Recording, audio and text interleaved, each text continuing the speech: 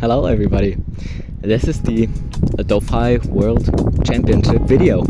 And with that, I will be telling you a bit about my journey in the Adofai World Cup 2026, which I will be referring to as AWC throughout the video. So the first thing I will be covering is the registration, which is pretty free, to be honest. You just need to get 90% X accuracy.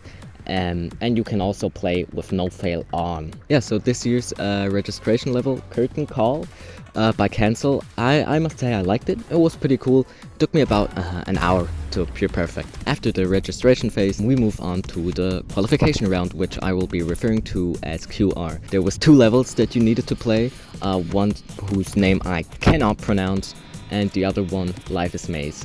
So I gotta say, regarding the QR, I was really not taking it seriously. I was like fucking around all the time, you know, not putting in much effort. And on top of that, but it's not really a bad thing I did this, I spent all the time I had left for Adofai with my beautiful girlfriend. You know, regardless of what actions I did in that time that I'm proud of, I gotta say I played the first qualifiers level so late that I only ended up as number 22 on the leaderboards of the first level, which is surprising because normally I always been like at least in the top 5. And I gotta be honest, that hurt my ego so much that I actually just chose to grind the fuck out of Life is Maze, and I PP'd it in about an hour. So as you probably already figured out, I qualified for the Advance of Fire and Ice World Championship of 2026. And now we already have a new thing that happened this year, because I don't know, I feel like the third round they do is always something new, like every year.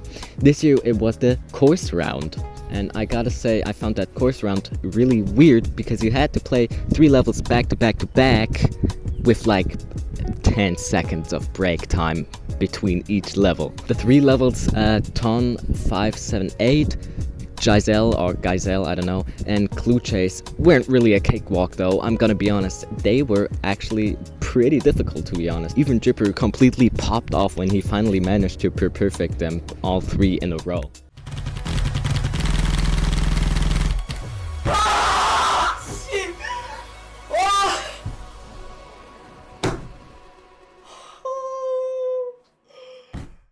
Anyways, I cleared all 3 levels with a 99.98, 99.84 and 99.85% accuracy, so an average XAC of 99.89, which actually only placed me at number 12 on the course round leaderboards. Pretty bad for me, I'd say. You know, after the course round, only 16 people were in the tournament, and I was 12. That is, I'm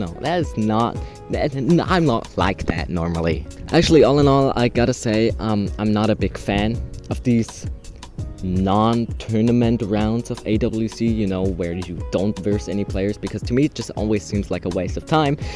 This year, I gotta say, it helped me understand the seriousness of the situation and reminded me that versing other players is not so easy as I thought. However, now we move on to the competition rounds, where shit really gets real.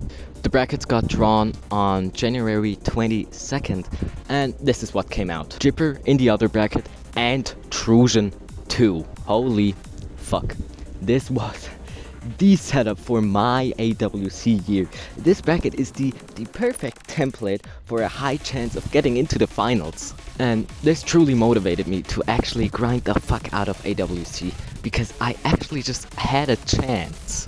And after the drawing of the brackets, the level list got revealed. The level list is just 16 levels made extra for the versing rounds between players, and I'm gonna go through all of the levels really quickly. So first we have 24-dimensional non-Euclidean deep blue Starfall Vertigo, a 800 BPM indexing tech level with lots of weird beats. She Broke It, which served as kind of a filler level. It's just rolling, there's nothing really difficult about it. Next we have what I called the lmao song, because I cannot pronounce his name. It's 1 out of 6 AWC original charts, so levels that were made exclusively for the tournament. This chart was pretty weird for me, to be honest, because it was kind of stamina inducing, because there were no fucking breaks in that chart, bro. Holy fuck. Anyways, here we are with the really first difficult level, Dear Revolutionary Players, which isn't really that hard in theory, but it just has many unusual patterns You know, that's just especially challenging when you're in a match with 170 beats per minute heart rate and you need to play patterns you've like played twice in your life. Then there's Get That, which they included in the tournament level list for like the 50th time now. I don't know why they always do that. It's piss easy, it's 8 key base. It's just another filler. The next level that's also a filler level is for Alice. It's basically like Get That, you know, same difficulty ranking, same length, except that its main skill set is indexing instead of high key count rolling. The 7th level of the list is High Speed Hyper Gear, a level with like one pattern that's ass and the rest is just some indexing, which still can be in fact a bit challenging if you're on nerves. The 8th level is the definition of unbalance. Death Threats 444. Or as I like to call it, Diff Spike 444, because that shit is literally just one single section that is hard, and that's it. The rest is just some really consistent indexing, and I gotta say, this is similar to 24 Euclidean, the perfect gamble level, okay? If you wanna gamble inside your match, then pick that. The 9th level is Meltdown Showtime, an indexing chart, and the 3rd AWC 2026 original. Then the 10th level, something I cannot pronounce. Again, you know, the name should be somewhere here. I always pick these levels in the World Cups because they are just so consistent to be played even when you're on nerves. I don't know why. Then we have Escalation, a really fun level to be honest, and it's an AWC original but from the World Cup of the year 2025, so not from this year. Then the 12th level is Let the Creation Begin, a pretty fun rolling chart, I gotta say, apart from this section.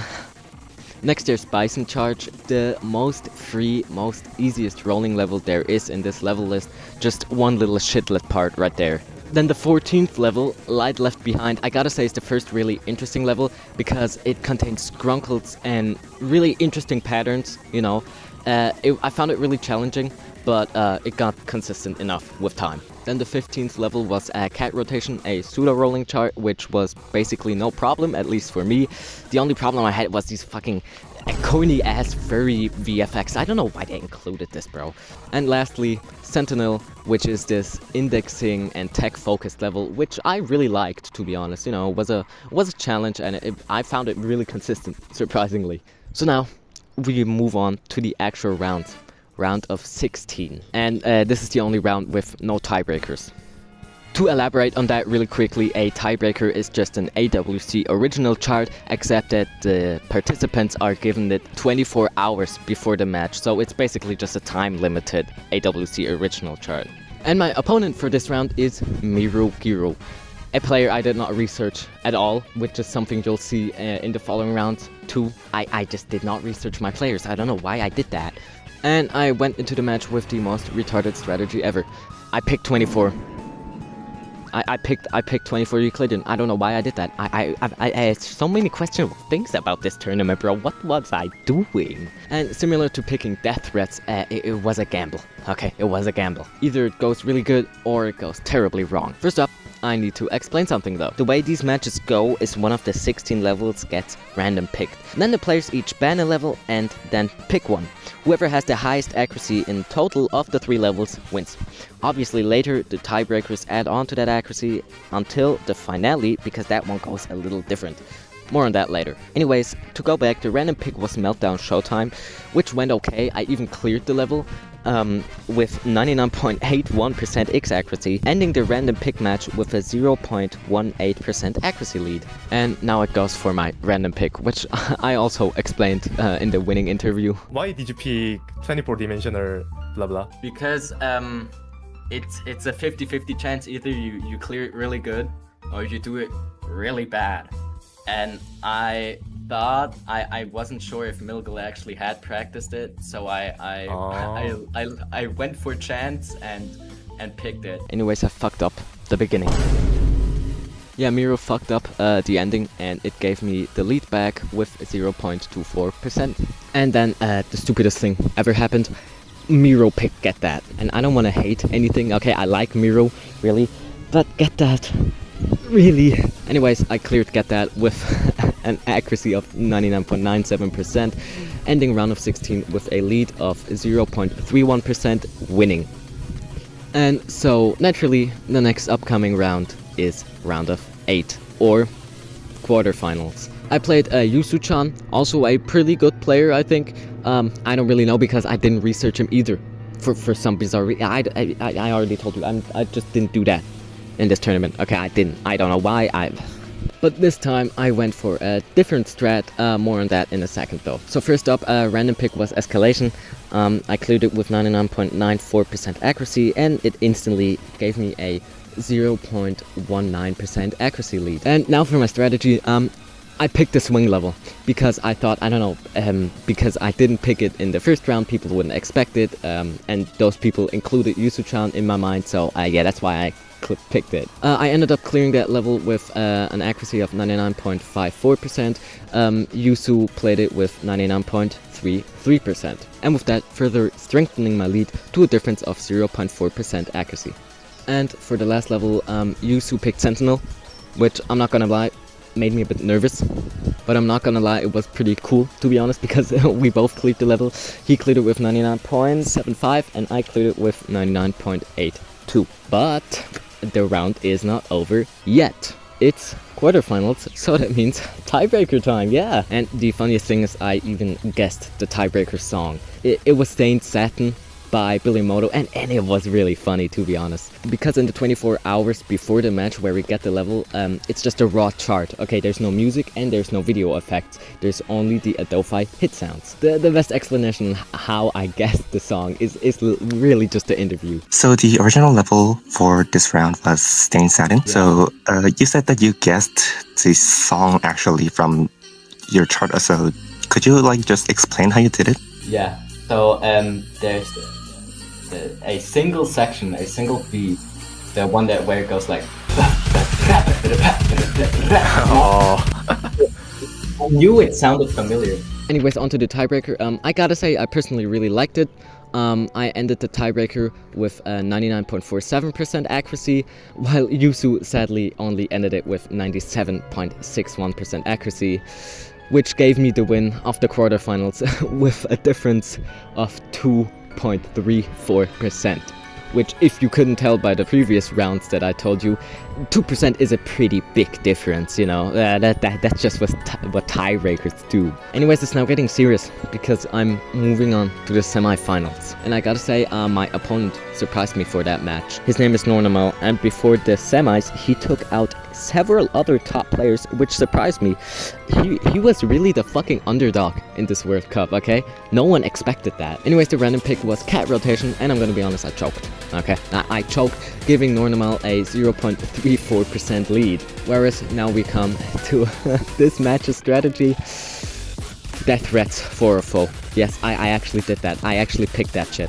I really went for the gamble in this match.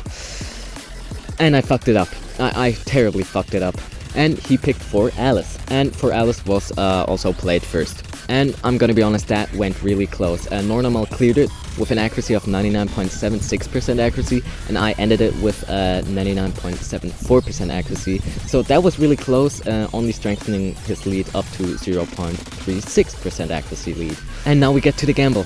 lmao is in the lead, so I need this comeback right now. And sadly, I fucked it up. The gamble didn't work as intended, only bringing lmao's lead down to 0.34% again. So lmao has his lead up, still pretty good, so it's fully on the tiebreaker now. The tiebreaker was called Marionette Trickstar, and I found it really mid.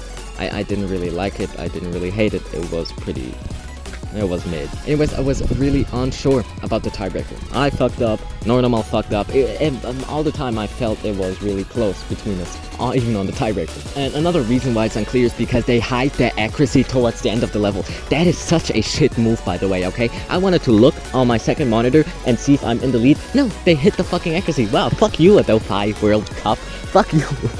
But they revealed it, and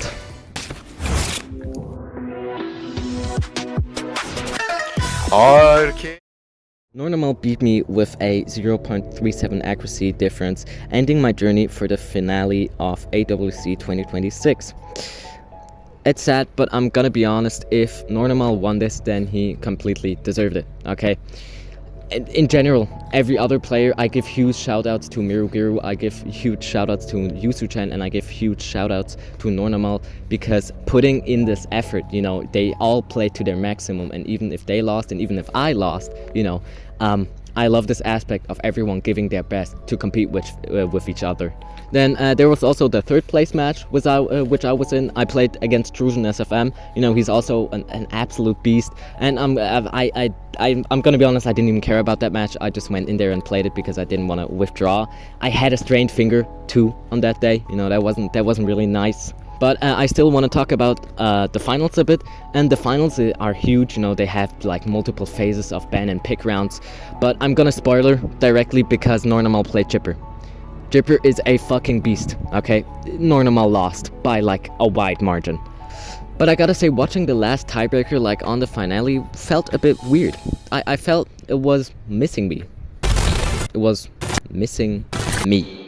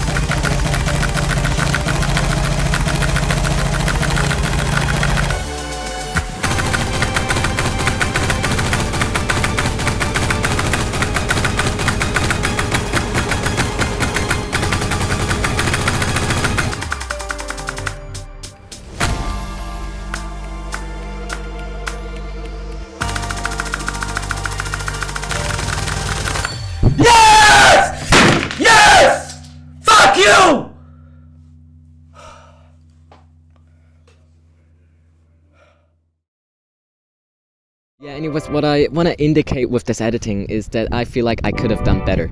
It's starting to rain, by the way. But I just feel like I could have done better. You know, I told you at the beginning, I didn't even put effort in the first few rounds. And all in all, I just feel like I could have done way better, to be honest. I could have grinded way better and all that. If you want to watch my goated format, you know, the Adofai roulette that's actually inspired by the GD Extreme Demon roulette, then you can actually watch that right here.